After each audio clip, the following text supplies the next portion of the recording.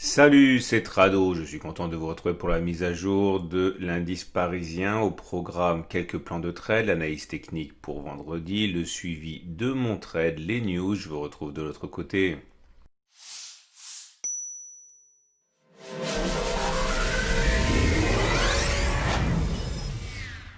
On termine quasiment à l'équilibre, mais dans le négatif, 0,07%, ce qui confirme à une chouillette près le backtest qu'on a fait hier et qui indiquait que normalement on devrait clôturer plus bas.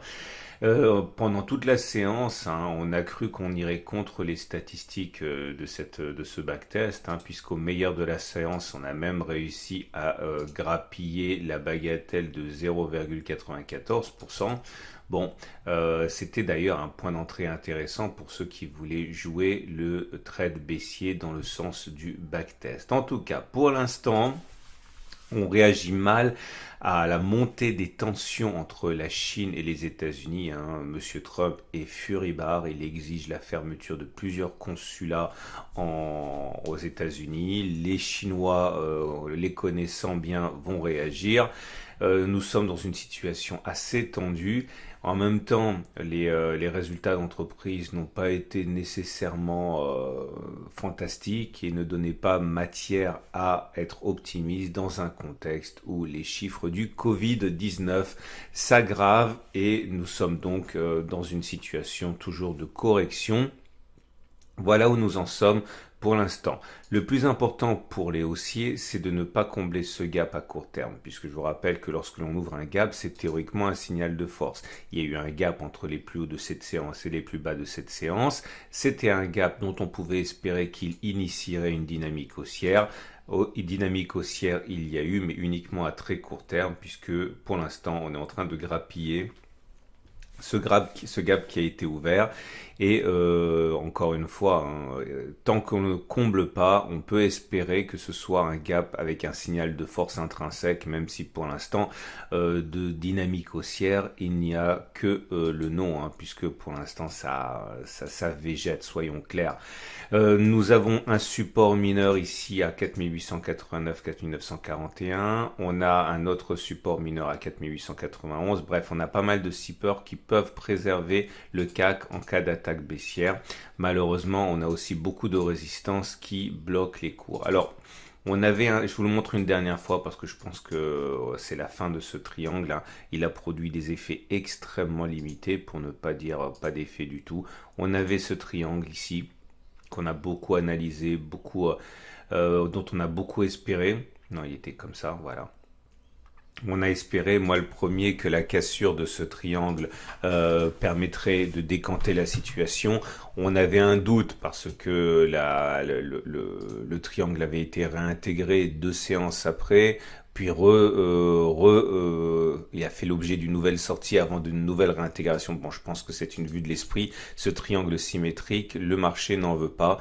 Et encore une fois, il est important de contextualiser cette consolidation parce que même si pour certains, cette attente est insoutenable, il ne faut pas oublier que depuis les plus bas de la crise du Covid en mars 2020, on a quand même pris 43%. Ok, ça c'était entre le mois de mars et juin, donc en 2 mois 43%, il était évident que c'était pas tenable et la consolidation actuelle est à la mesure de l'impulsion qu'on a eue, même si on prend sur plus courte période, voilà, entre le 14 mai et le 9 juin, donc en 3 semaines, on a pris 25%. Vous imaginez bien que c'est pas tenable et il faut prendre son mal en patience. Le problème de ce genre de choses, c'est qu'on sait pas trop bien sur quel pied danser parce qu'on attend que la consolidation soit terminée. Mais la consolidation peut prendre place dans le cadre d'un triangle, d'un canal, etc. Ce qui est sûr pour l'instant, c'est que la consolidation n'est pas terminée et je peux peut-être espérer un peu vite qu'elle le soit. Ce qui nous laisse avec d'autres scénarios alternatifs. Alors le scénario ici du biseau. Alors, si c'est un biseau ascendant, eh bien, la mauvaise nouvelle, c'est que généralement, les biseaux ascendants se cassent par le bas plus souvent qu'ils ne se cassent par le haut. Donc, ça, c'est la mauvaise nouvelle. Maintenant, il peut tout simplement s'agir d'une espèce de consolidation dans un très grand triangle, parce on peut tracer les triangles tout le temps. Regardez, j'ai même recommencé à en tracer un pour essayer de cadrer les cours. Voilà, on peut avoir quelque chose comme ça. Ok, mais l'idée c'est que surtout tant que on n'a pas de certitude, hein, c'est pas ce qui nous empêche de trader, mais on n'a pas de certitude. Et puis deux, tant qu'on n'a pas cassé la figure, tout ça c'est en fait assez hypothétique. On va dire pour l'instant que une chose est sûre, c'est qu'on est toujours en consolidation et que le canal orange que vous voyez là est toujours valable. À plus court terme, comme vous le savez, on est en train de payer l'addition pour la vague de Wolf baissière qu'on avait mentionné ici. 1, 2, 3, 4, 5. Ok, bon, ça c'est une évidence. Et deuxième chose, on payait également l'addition pour la turtle soup, la soupe de tortue ici, qui délivrait un signal baissier. Et on a vu que la précédente avait entraîné une baisse de 1,9%. Depuis les plus hauts, on en est à 2,3%. Donc voilà, on est en ligne aussi avec ça. Alors, que fait-on maintenant on regarde le chandelier japonais du jour, il est toujours plutôt négatif, hein, comme celui de la veille, il est rouge, donc on clôture plus bas que l'on a ouvert, et dans le tiers baissier, donc voilà, on a plus de chances de continuer à baisser que de ne pas le faire. Ce qui nous amène donc aux éléments purement techniques, hein. La moyenne mobile à 20 jours, elle est haussière, on est au-dessus, on la préserve. Pour l'instant, la tendance générale est toujours haussière. La tendance de fond donnée par la moyenne mobile à 50 jours est également toujours haussière, puisqu'on est au-dessus de la M50 qui monte. Donc tendance de fond haussière, tendance générale haussière. Par contre, la moyenne mobile à 7 jours est maintenant neutre, hein. Enfin, la tendance de court terme est neutre parce qu'on est en dessous de la M7, celle-ci monte, hein. Bon, ça veut dire qu'on est en tendance neutre. Les bandes de Bollinger, malheureusement, sont dans une situation où elles convergent et quand elles convergent vers le bas comme ça, enfin quand convergent une descend, l'autre monte, ça veut dire en gros qu'on est en période de congestion. Donc voilà, ça met aussi fin au scénario de sortie de triangle, hein, c'est pas la peine. Alors j'ai également les éléments techniques et ça va faire l'objet du backtest. Alors le backtest du jour portera sur le Shaft Trend Cycle, le cycle de trend de Schaff, et on avait déjà découvert ça ensemble, mais là on va backtester quelque chose de différent pour changer un petit peu, parce qu'il faut quand même bien conserver l'angle pédagogique de la vidéo. Voilà, on vient de sortir de la zone de surachat, ok, on est en dessous de 75. Alors je vous rappelle que si vous voulez avoir cet indicateur, il vous faut Pro Real Time, et si vous voulez Pro Real Time, c'est gratuit, vous avez un lien juste en dessous de la vidéo pour vous abonner gratuitement à ça. En tout cas, voilà l'idée. On va faire un truc très très simple, hein, et différent de la dernière fois. Lorsque l'on sort de la zone de surachat, ok, à 75, est-ce qu'on a fait les plus bas ou est-ce qu'il est probable que l'on aille plus bas? Ok, ça peut vous aider lorsque vous voulez entrer en position.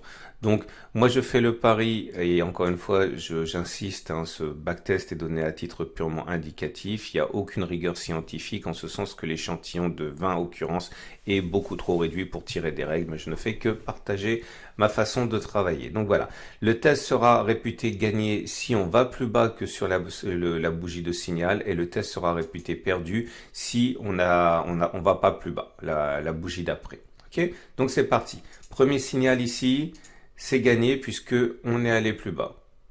Deuxième signal donné ici, c'est gagné également, on est allé plus bas. On continue. Troisième signal donné ici, c'est perdu parce que le signal a été donné là, et la bougie d'après, on n'est pas allé plus bas.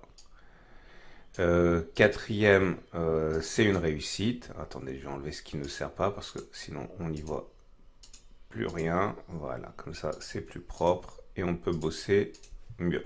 Donc là, c'est gagné, on est allé plus bas. Là, c'est gagné aussi, donc ça fait 1, 2, 3 succès, un échec. Là, on n'est pas allé plus bas. Deuxième échec, troisième échec, un succès, un échec, un succès, un échec, un succès, deuxième succès, troisième succès, quatrième succès, cinquième succès, un échec. Et cela nous amène à la bagatelle de 21 occurrences. et 62% de réussite pour 38% d'échecs.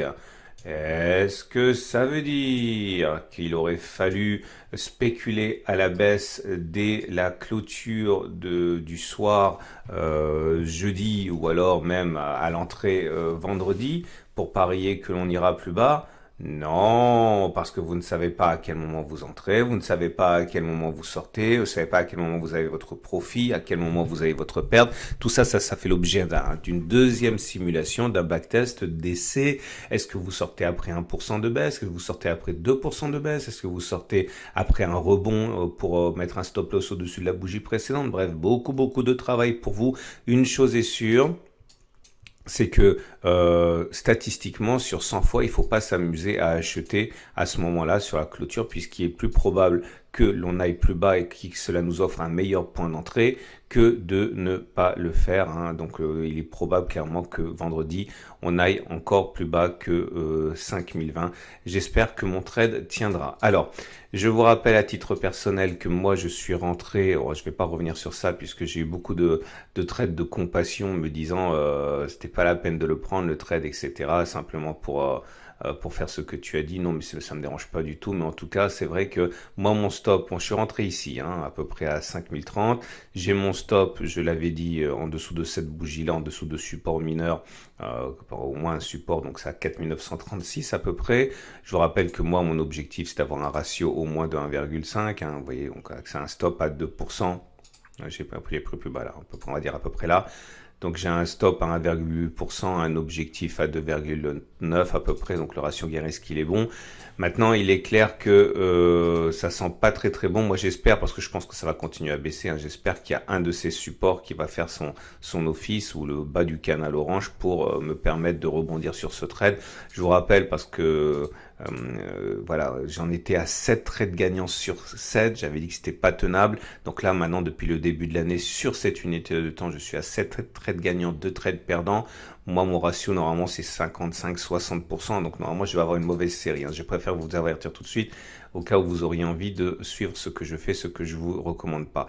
Ensuite, nous avons donc d'autres trades possibles. Si vous voulez faire comme moi et avoir un billet haussier, ben là vous pouvez mettre un stop, en fait, attendre que ça plonge un petit peu parce que ça devrait plonger, mettre un stop en dessous de cet objectif, de ce support mineur à 1,7% avec un objectif au moins de 1,7%, c'est pas mal, avec la première résistance qui a plus de pourcents. Vous pouvez prendre un petit peu de marge également en mettant comme moi en dessous du deuxième support à 2,8%.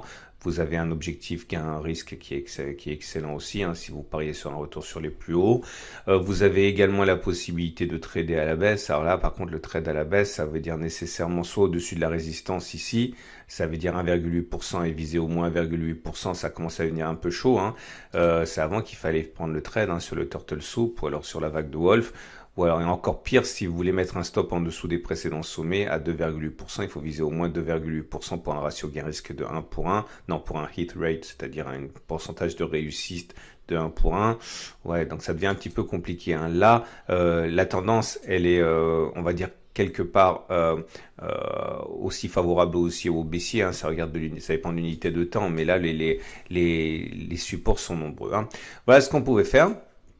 On va terminer donc avec l'Ishimoku et voilà, je vous présente une fois de plus, hein, l'ennemi à abattre pour les haussiers, c'est cette oblique. Vous le savez, j'en ai parlé, j'en ai reparlé. On était plutôt bien orienté, on était au-dessus de la SSB, on était au-dessus de la SSA, on était au-dessus de la Kijun, au-dessus de la Tenkan. On doit commencer à donner une orientation haussière, c'était pas fait, mais c'était en bonne voie. Mais voilà, les cours, la lagging span est venue se heurter. On a expliqué ça sur les 3 dernières vidéos. Je vais pas revenir trop souvent, c'est ennuyeux.